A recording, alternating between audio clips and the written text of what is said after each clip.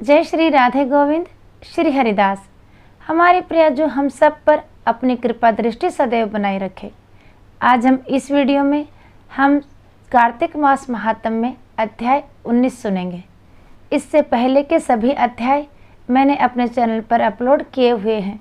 अगर आपने वो अध्याय नहीं सुने हैं तो आप उन्हें भी ज़रूर सुनिए।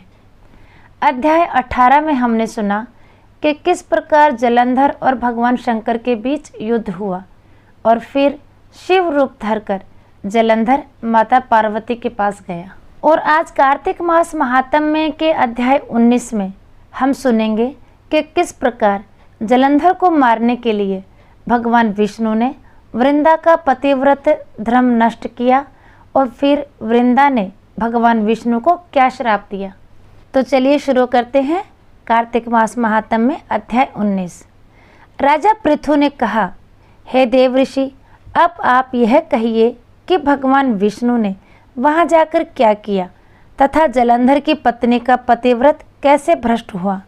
राजा पृथु के ऐसे पूछने पर नारद जी बोले, हे राजन, जलंधर के नगर में जाकर भगवान विष्णु ने उसकी पतिव्रता स्त्री वृंदा का पतिव्रत भंग करने का विचार किया। वह उसके नगर में एक उद्यान में जाकर ठहर गए और रात में उसको स्वप्न दिया। वह उनकी माया और अद्भुत कार्य पद्धति थी और फिर उनकी माया द्वारा जलंधर की पत्नी पतिव्रता वृंदा ने रात में यह स्वप्न देखा कि उसका पति नग्न होकर सिर पर तेल लगाए हुए महिष पर चढ़ा हुआ है। वह काले रंग के फूलों की माला पहने हुए है तथा उसके चहों ओर हिंसक जीव हैं। वह सिर मुंडाए हुए अंधकार में दक्षिण दिशा की ओर जा रहा है। उसने अपने नगर को समुद्र में डूबा हुआ देखा और इस प्रकार के बहुत से भयानक सपने देखे। फिर तत्काल ही वह जाग पड़ी और सपनों के संबंध में विचार करने लगी। इतने में उसने सूर्य को उदय होते हुए देखा तो उसमें से एक छिद्र दिखाई दिया तथा वह कांतिहीन था। इसे उसने अनिष्ट जाना। वह भयभीत होकर रोने लगी। वह छज्जे पर गई, अटारी पर चढ़ी, भूमि पर उतरी, मगर उसको कहीं पर भी शांति प्राप्त नहीं हुई।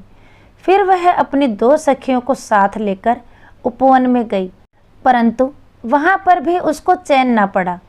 फिर वह जंगल में निकल गई, मगर वहाँ पर भी उसको चैन नहीं मिला। वन में उसने सिंह के समान दो भयंकर राक्षसों को देखा, जिससे वह अत्यंत भयभीत होकर वहाँ से भागने लगी। उसी क्षण वहाँ पर अपने शिष्यों सहित एक मुनि तपस्वी आ गए। भयभीत वृंदा उसके गले में हाथ डालकर उससे अपनी रक्षा के लिए याचना करने लगी। मुनि ने अपनी एक ही हुंकार से उन दोनों राक्षसों को वहाँ से भगा दिया। वृंदा को आश्चर्य हुआ। वह भय से मुक्त होकर मुनिनाथ को हाथ जोड़कर प्रणाम करने लगी और कृतज्ञता का ज्ञापन किया। फिर उसने मुनि से अपने युद्धरत पति के संबंध में उसके कुशल क्षेम का प्रश्न किया।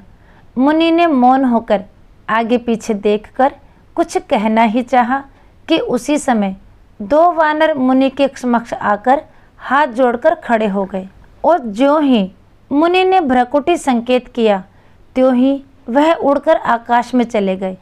फिर जलंधर का सिर व धड़ लेकर मुनि के पास आ गए।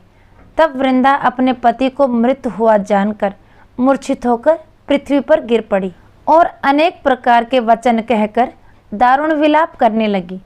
उसके पश्चात उसने उस मुनि से कहा, हे कृपानिधे, आप मेरे पति को जीवित कर दीजिए। पतिव्रता परायण दैत्य पत्नी ऐसा कहकर दुख की श्वासों को छोड़ती हुई मुनीश्वर के चरणों में गिर पड़ी।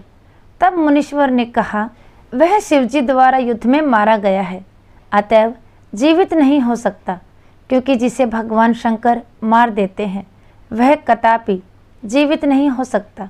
परंतु शरणागत की रक्षा सनातन धर्म है, अतः मैं कृपा कर इसे जिलाए देता हूँ, अर्थात इसे जिंदा कर देता हूँ। फिर नारद जी कहते हैं कि वह मुनि साक्षात विष्णु ही थे, जिन्होंने यह माया फैला रखी थी। वह वृंदा के पति को जीवित करके अंतर्ध्यान हो गए। फिर जलंधर ने उठकर वृंदा का आलिंगन किया और उसका मुख चूमा।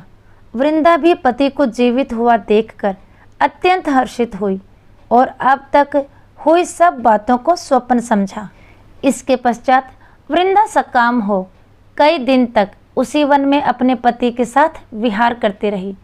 फिर एक दिन उसने सूरत एवं संभोग काल के अंत में भगवान विष्णु को पहचान लिया। अतः उन्हें ताड़ित करती हुई बोली, हे पराई स्त्री से गमन करने वाले विष्णु, तुम्हारे शील को धिक्कार है।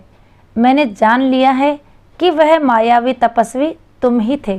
फिर नारद जी कहते हैं कि हे राजन, ऐसा कहकर परम क्रुद्ध हो पतिव्रता वृंदा ने अपने तेज को प्रकट करते हुए श्राप दिया। जो तुमने अपनी माया से 2 राक्षस मुझे दिखाए थे, वह दोनों राक्षस किसी समय तुम्हारी भी स्त्री का हरण करेंगे और उसके विरह में दुखी होकर तुम वानरों की सहायता से वन में भ्रमण करोगे और यह सर्वेश्वर जो इस समय तुम्हारा शिष्य बना है, यह वहाँ तुम्हारा साथी रहेगा।